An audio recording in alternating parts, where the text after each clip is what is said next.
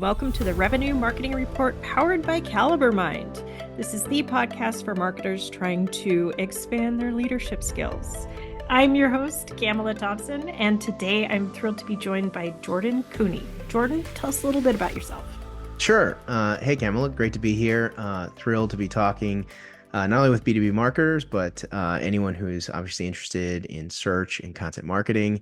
My background is a long history within the SEO space that's been getting a lot of news lately, oddly enough. I'm currently the co-founder at Previsible, which is a small SEO agency. Prior to that, I spent 6 years at Searchmetrics, which was an SEO data company, software company, so very familiar with the B2B space. And then before that, I spent nearly 5 years as director of SEO and content development at eBay. So I have a long history in this SEO and content marketing space.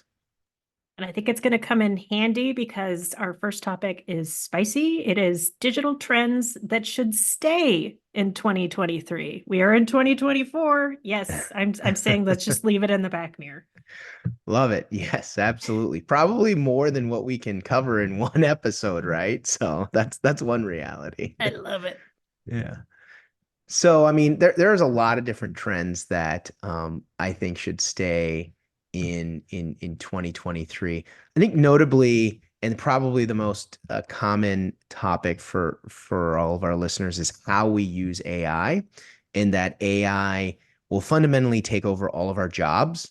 Notably, anyone who writes content or creates images or wants to do video work, all of our creativity is useless, and the robots are going to take over. I mean, I haven't. Yes, I have so many feelings, and I've seen this manifest in quite a few different ways. When you and I were talking before recording, we were both talking about it reminds me of when self-publication became an option on Amazon. Does that make sense to you? And do you maybe want to explain?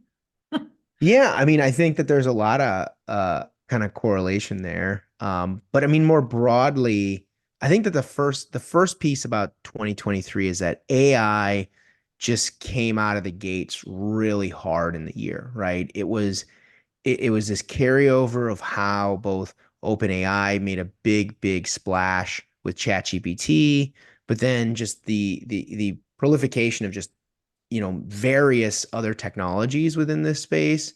Everyone from the notable large tech companies to startups were developing some sort of generative AI solution. And that hype created this misnomer in 2023 that candidly left many of us that are marketers or thought leaders wondering, like, is this really a trend? Is this really going to be here to stay? Not necessarily the technology. I think the technology is here to stay. We all Oh know that yeah. there's useful applications, Yep. but is it really a displacement type of a technology, right? Like the best example I can give you is, and I think this is a really good analogy. It's like I'm a carpenter, and for years I've been working with a manual screwdriver, and all of a sudden, I've been told that there's an electric screwdriver or drill, as they call it, that can actually put in more screws than any manual screwdriver can, right? That is what's happened. But the reality is we still use screwdrivers, and there's still a lot of screwdrivers that are sold. In fact, there's probably more screwdrivers sold now than ever before. So clearly there's still a use for that manual element that the, battery powered, or at one point electric powered screwdriver or drill can't perform.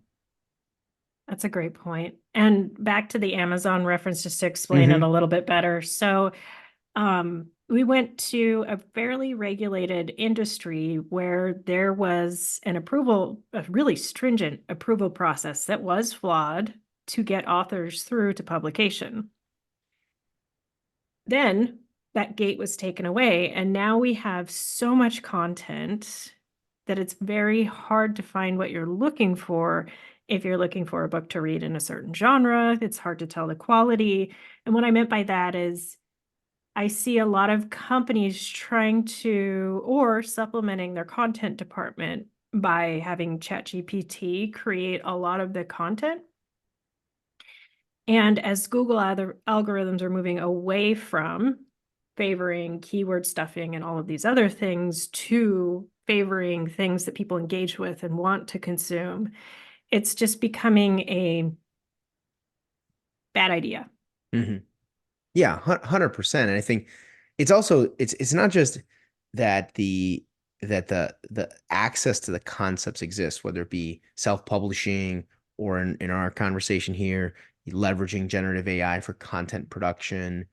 It's that the utility of them aren't all that great, right? At scale.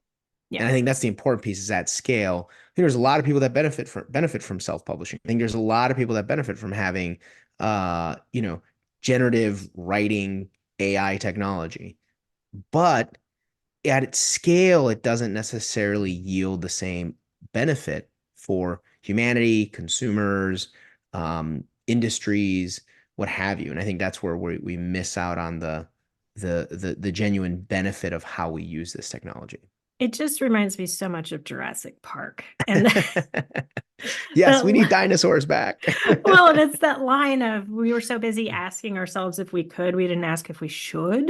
Right. And I feel like that's really applicable because so much of finding the right content is knowing your audience, your use case, your so many different foundational things. If you get any of those wrong, and we often do at the beginning, you're just proliferating the wrong message to the wrong people.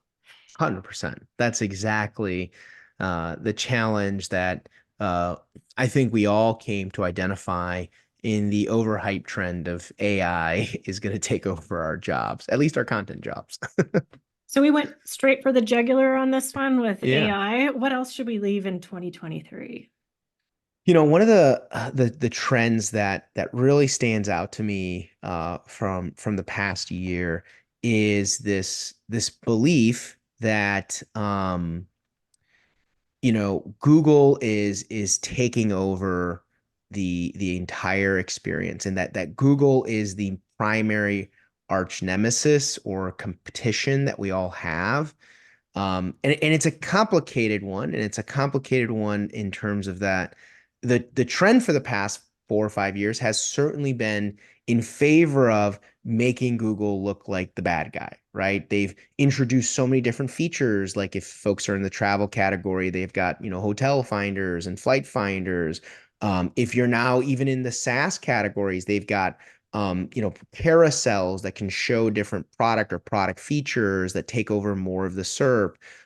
Obviously, we know what's been happening in e-commerce with the introduction of product listing ads and that taking control of Google more in a more definitive way. The interesting component, though, that I hope is the reason this trend needs to die is that as much as Google is the enemy here as they evolve the experience, the reality is that they are still the single largest source of traffic for most websites, and we can't change that overnight. And the reality is that although the rules may change in terms of how we play, it isn't that they're the core enemy and the core evil, arbiter of where and how traffic is going to be controlled or managed or derived from.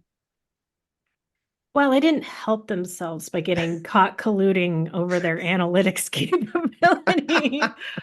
Sure. However, to your Yeah. point, I've learned well, I wouldn't say the hard way. I've just learned really quickly that technical SEO can make a huge impact on your site traffic.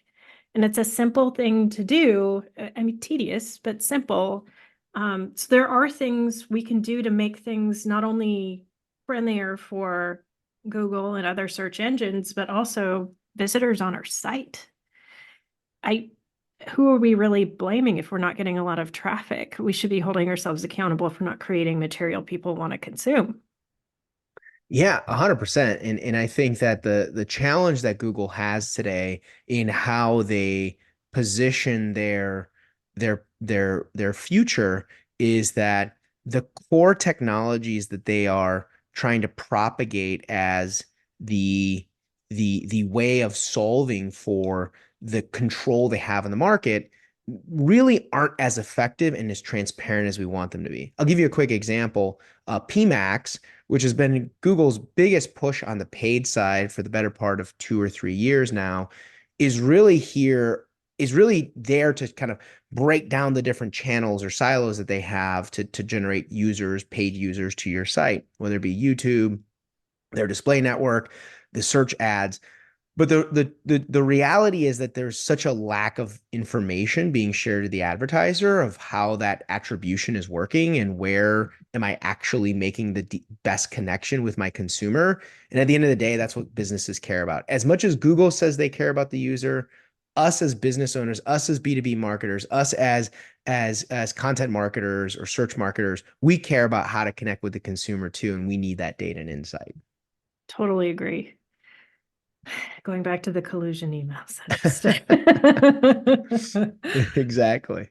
Well, I have one to add to the list. Mhm. And I think it's going to happen. So speaking of Google, Gmail sender policies are changing. And I would like to leave most forms of automated prospecting cold outreach behind me. Mm. I know that's going to make a lot of people angry, particularly salespeople. Right? There may be a time and a place, but I think it's created a lot of really bad habits. Yeah, no doubt. I still a lot of people love to ask me questions about like spam and that, SEO is just full of spam and, bad actors and, these people who buy backlinks and do all these malicious things to like create, you know, outcomes in Google search. And I'm like, well, what about email? Right? I mean, it's probably the most littered digital landscape that exists. I mean, anyone's inbox or for that matter, anyone's social media direct message box, may it be LinkedIn or even Facebook to these days, is just caked with advertisers and spam and just Yes. people trying to contact you for no particular reason at all. Yeah, and it's funny because I expect it on LinkedIn. I'm not thrilled by it, but I expect it. And then on Facebook, I just get angry. I don't know why. It's like this is not where I talk about business. I Please don't let know. me. Yeah. I don't know, Camela. I'm concerned about LinkedIn because at this particular point in the year here, when we're recording in January, I think that most of my outreach messages are from some sort of, therapist who's going to change my mental health or a weight loss professional who's going to get me on a new workout routine. And it just feels like, is this really the place for this conversation on LinkedIn? Like, I mean, I appreciate you wanting me to lose 20 pounds, but I don't really know if this is the right place for this. I think my algorithm's a little bit different because it's MBA programs for women and, Yeah, and the same executive coaching. Yes. right. Yes. Executive coaching. Lots of executive coaching. Yeah. Crazy. It's nuts. I love where this conversation took us. Tomorrow, we're going to be talking about why content is more important than ever after I told you why there's so much of it out there. It's going to be good. Listeners, thank you so much for tuning in to the Revenue Marketing Report. Please tell 2 friends, subscribe, download, whatever you can helps. And for those of you looking for more great content like this, check out caliberbuying.com.